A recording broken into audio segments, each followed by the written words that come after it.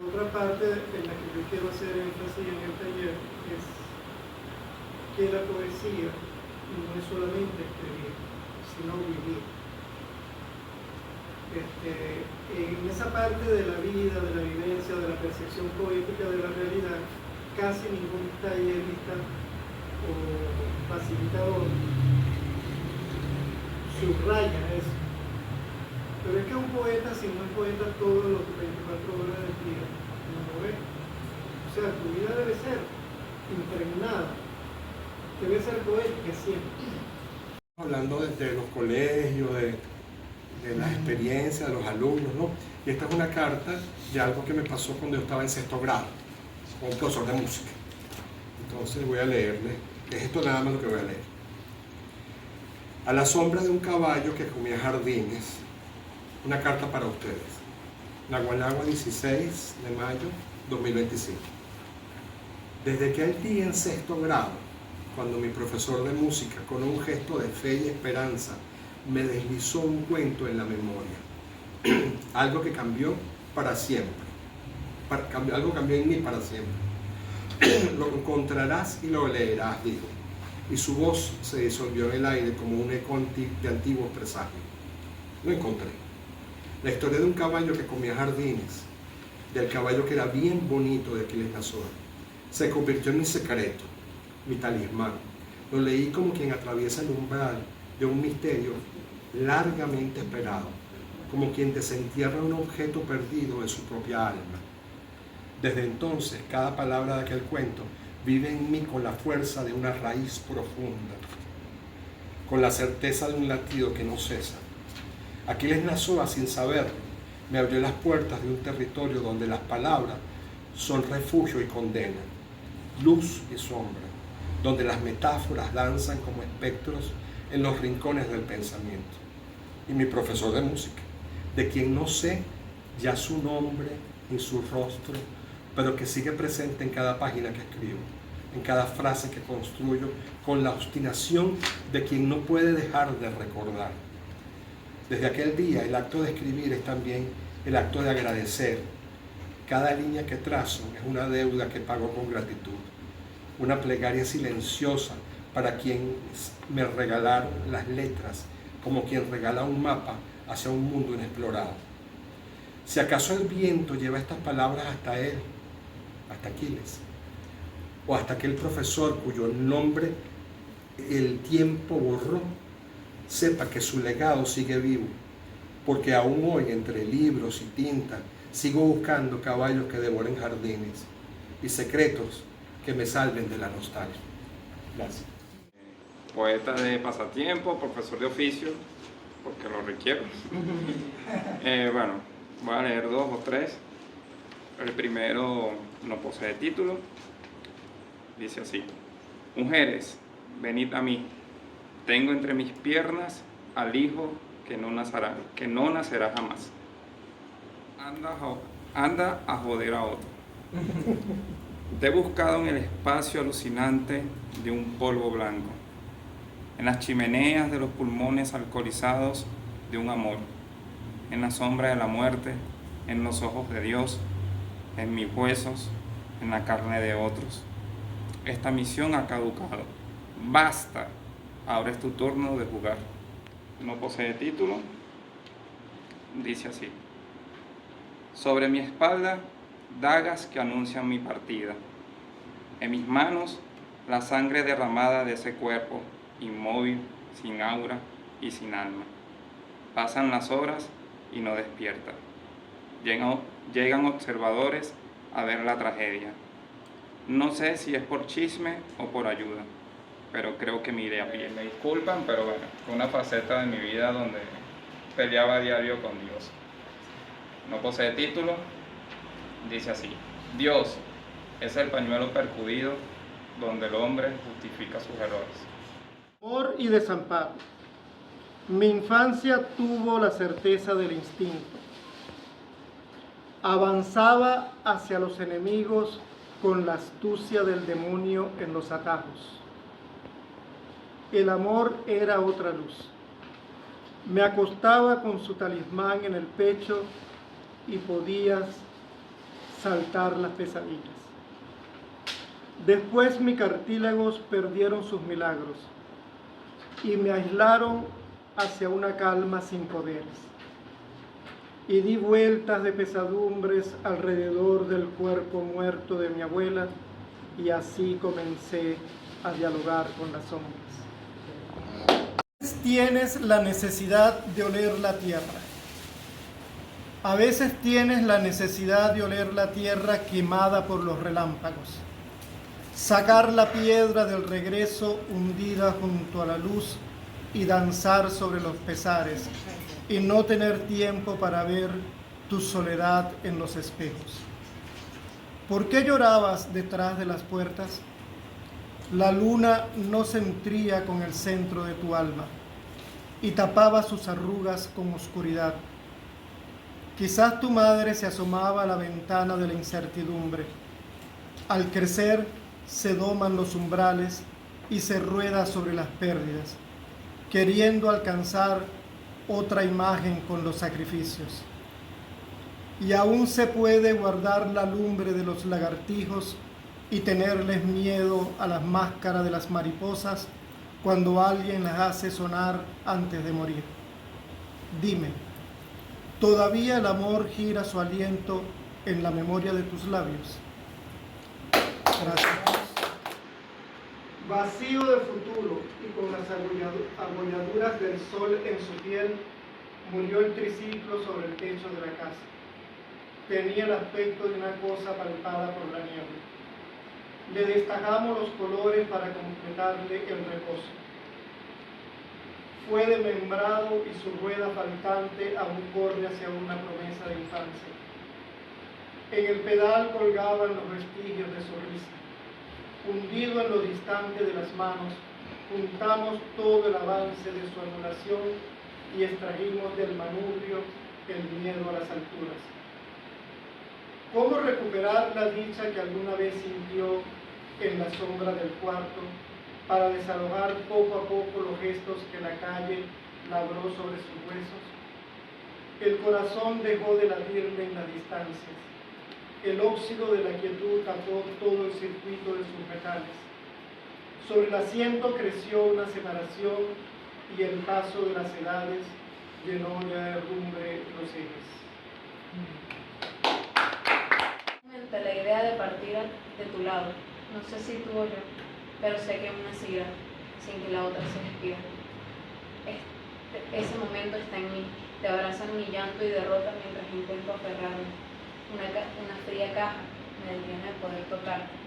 La voz que tanto amabas ahora grita al desgarrarse porque ya no podrás escucharla. No podría jamás, siendo tú mi bien entero, no podría pensarlo sin sentir que la muerte llega antes por mí. Mi deseo de la estrella fugaz de enero fue irme yo primero. Ok, este se llama Tierra Mía. Dice así.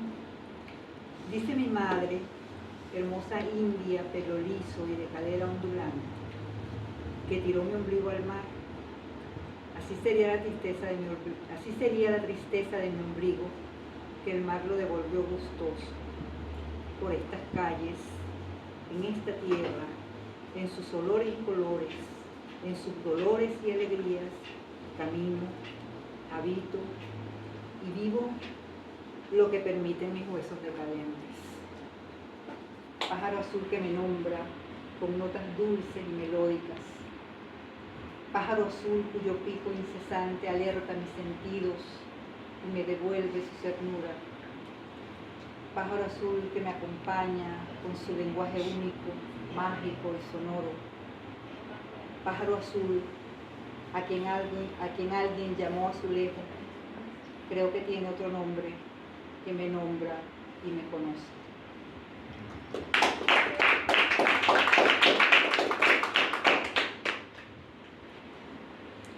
Colibrí, danza, música sublime entre tus alas inquietas, nos lleven el mensaje de su tornasolada iridiscencia, nos hace dioses transfigurados, no más humanos, ni carne, ni fálica belleza, misiva con encargo y ella, la palabra, la sagrada esencia. Como van a poder observar, yo soy más narrador que otra cosa. Les voy a leer una cosita aquí. Se llama Algunas notas de mi perfume favorito. Este fue un ejercicio donde nos mandaron a escribir sobre algo que no les voy a decir porque arruino el texto. Igual queda como implícito. Algunas notas de mi perfume favorito. La primera, según me contaron, fue cataclísmica. Papá venía de limpiar unas brochas con gasolina y me agarró sin lavarse primero.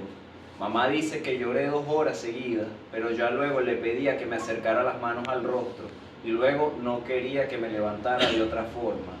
La segunda fue sutil e inesperada. Ya más grande, corría carritos y peleaba muñecos, pero sobre todo los olía. Debajo del plástico había una partícula conocida que apeló primero a mi ocio y más tarde a mi amor. La tercera fue una revelación.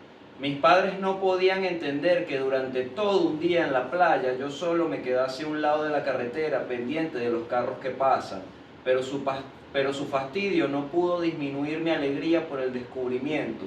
Me aburrieron los juguetes, pero esa partícula aún me seducía en otras formas, tantas que era difícil escapar de ella, como del aire o del calor. La cuarta fue un escándalo.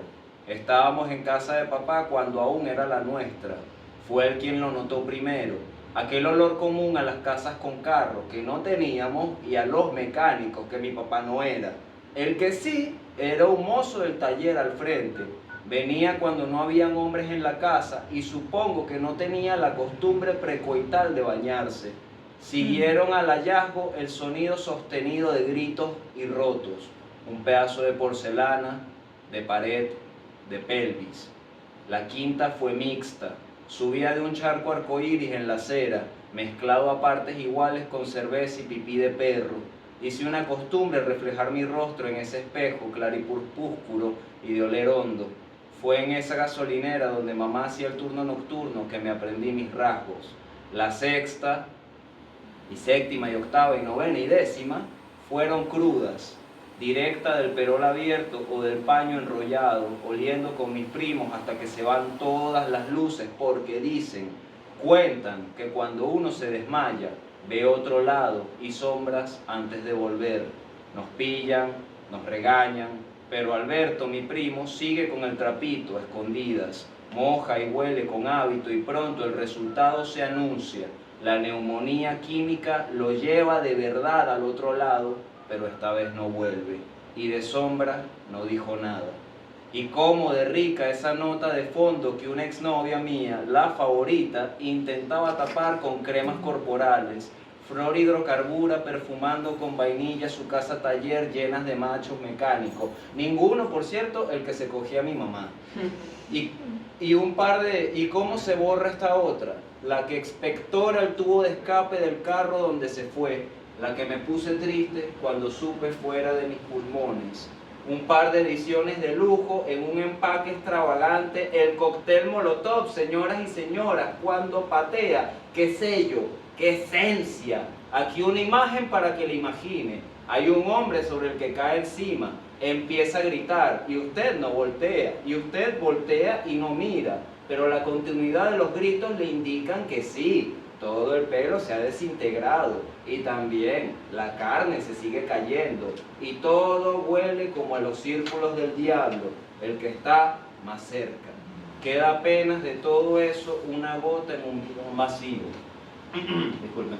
Queda de todo eso apenas una gota en un bidón vacío, ni siquiera un gargajo al tanque de la moto.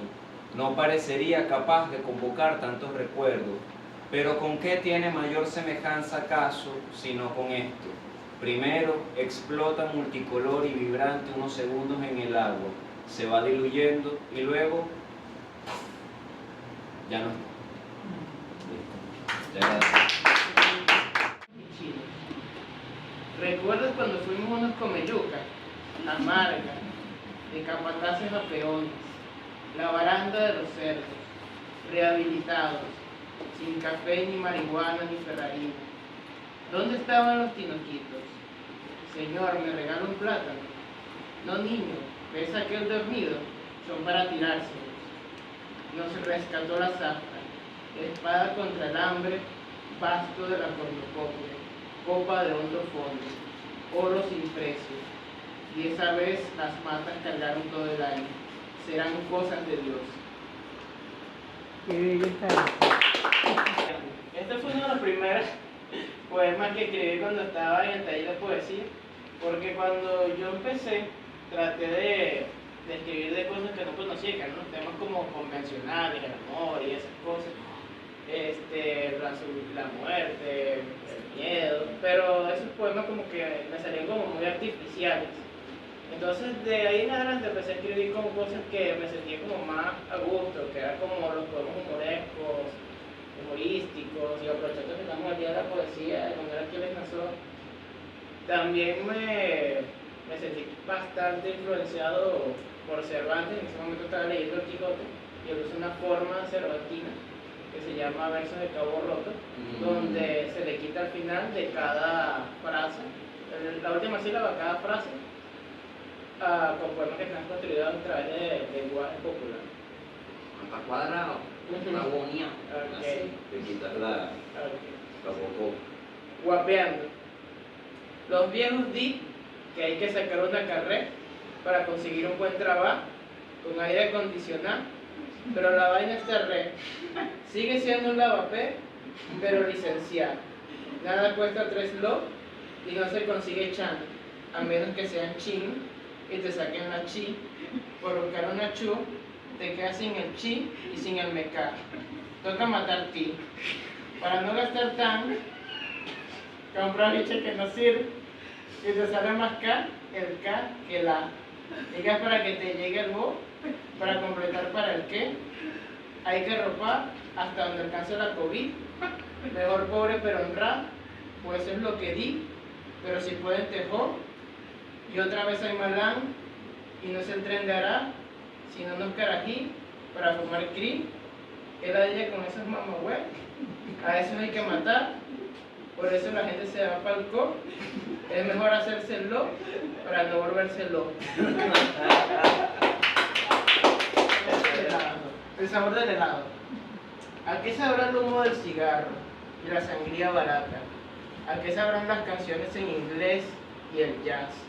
¿A qué sabrán las comedias románticas y las risas? ¿A qué más puede saber tu boca si no tu nombre? ¿A qué más puede saber tu nombre si no tu boca?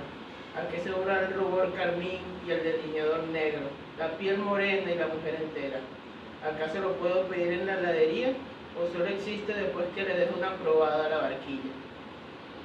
Qué bonito. A él decía, no, pero si eso lo hacían los griegos. Entonces,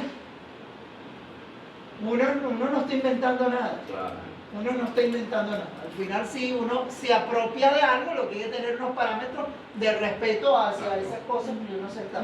Pero yo no, yo estoy robando en este momento.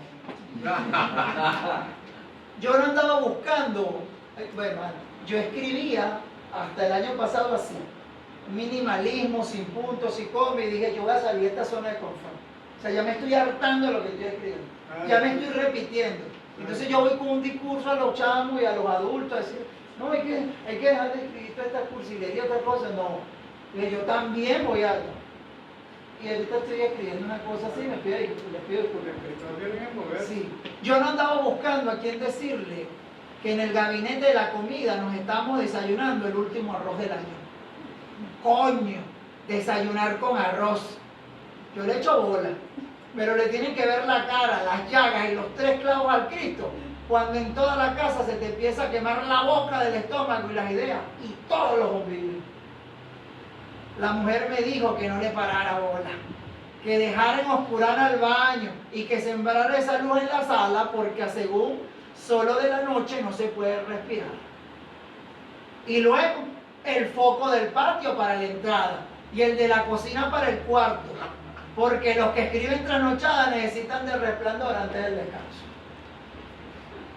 Pero el bombillo de la nevera, ¡coño de la madre! ¿Cómo se me va a quemar? No joda, vale. ¿Quién sustituye esa vaina? ¿Con qué bombillo a la casa? Lo intercambiamos. Yo no me puedo parar tarde yo me puedo parar tarde con todo y mujer a saltarnos ese y otros desayunos, pero jamás vivir sin esa luz, sin la costumbre de abrir la nevera para medir la resistencia de medio limón seco y ese pedazo de queso desesperado y obligado a dejar de ser blanco para ser amarillo. Blanco como el poema que se forza en la página, a la buena de Dios. ¡Bravo!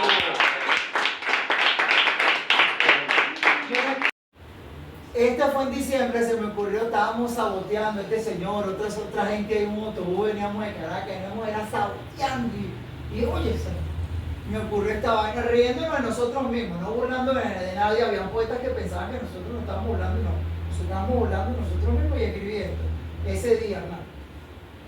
El mal día que se me ocurrió dármelas de poeta, le dañé el único bolígrafo que tenía mi madre para sacar la cuenta del mercado. Pudo haber tenido un destino heroico aquel bolígrafo, pero no. Su suerte fue el de ser desmembrado para obtener el tubo interno que alberga la tinta, en cuyo orificio superior introduje una pluma, tal vez de gallina o de algún gallo descuidado. La imitación es el primer paso, claro está, pero no creo haberme parecido a Góngora, a Lope de Vega ni a García.